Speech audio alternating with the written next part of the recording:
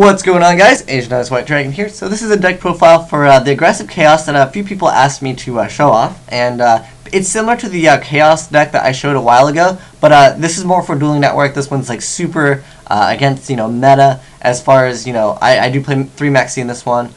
So yeah, let me show you the deck and I'll explain the things as I go along. So we got a Battle Fader. Battle Fader works wonders with Dimensional Alchemist, because once Dimensional Alchemist dies, you can then add Battle Fader back that is removed. There's also, other plays. If you happen to special summon Battle Fader, you can sack for Caius. There's a lot of other options you can do. If you special summon Chaos Sorcerer, and you happen to have Battle Fader on the field still, and you remove a monster, and if you summon Effect Veiler, then you can then synchro up for an 8 if you wish to do that. There's a lot of other options you can do, and he's just really good. I mean, in the off chance that you need to, you can make a Formula Synchron. Next up, we got Blacklist Soldier. He should be self-explanatory. Next up, Breaker, because you gotta play Breakers and Creature Swap if you're Asian White Dragon. It's still one of my favorite combos in the deck. I wish I had room to put more Breakers, but Thunder King kind of took over Breaker in this variant just because I need some more light targets. Because I always like to remove my Dimensional Alchemists really early on, because cycling your Dimensional Alchemist is really key. If you can Dimensional Alchemist and then get back your Dimensional Alchemist. And another great card that works really well, Levier. Once you remove Dimensional Alchemist, if you get him back, you banish another card, and then you get to activate the effect. And you have 2 18 attackers, plus you have really good field control with that. Next up, we have one Caius. I think Caius is just so amazing. Just one of them just works so well. I do wish I could put 2, but there really wasn't room for them, because I had to play 2 Chaos Sorcerer, just because if your normal summon didn't go off in this deck, you could still have multiple cards that special summon, and that's essentially how the deck runs.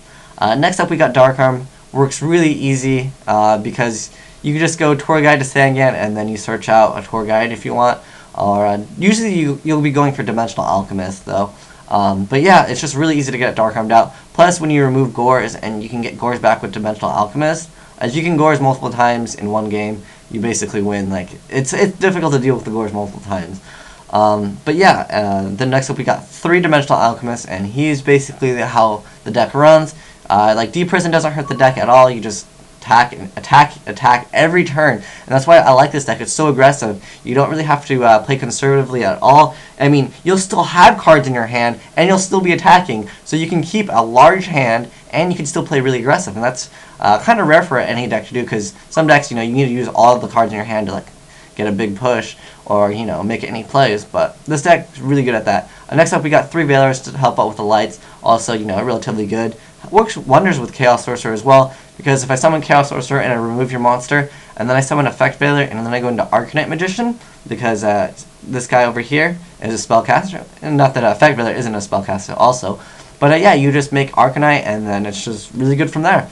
Next up, we got Gores, pretty self-explanatory. 3 maxi, just because windups, are relevant, and the meta, and when you get a discard maxi, they can't loop you first turn. They can attempt to. They can cycle through a lot of your cards, but it's not worth it for them.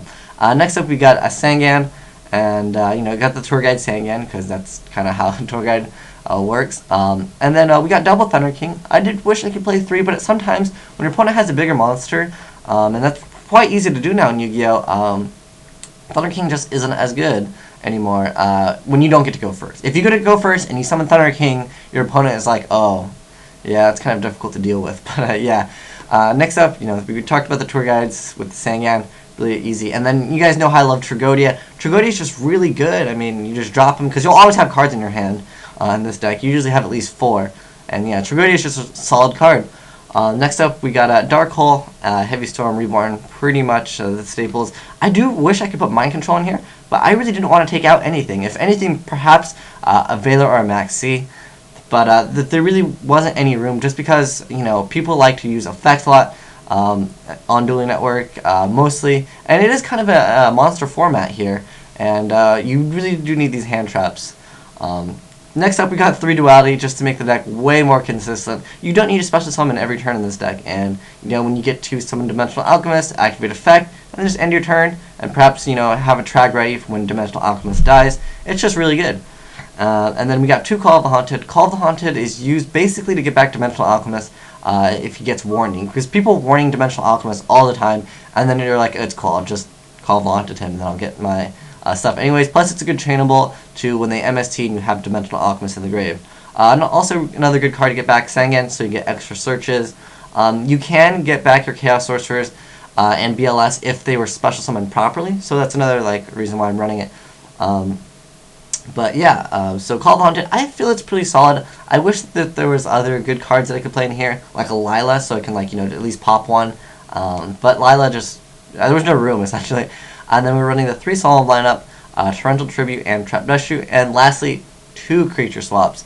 Call of the Haunted works really well when you get Sangan, and then you get to take their big monster, and then, crash into your Sangan, activate Sangan's effect, and then get the stuff. As far as extra deck, everything should be familiar with you guys. The only thing different is you might not play Thought Ruler Archfiend. I still feel this card is great, just because, sometimes people do play Gravekeepers, and this card wrecks Gravekeepers so much.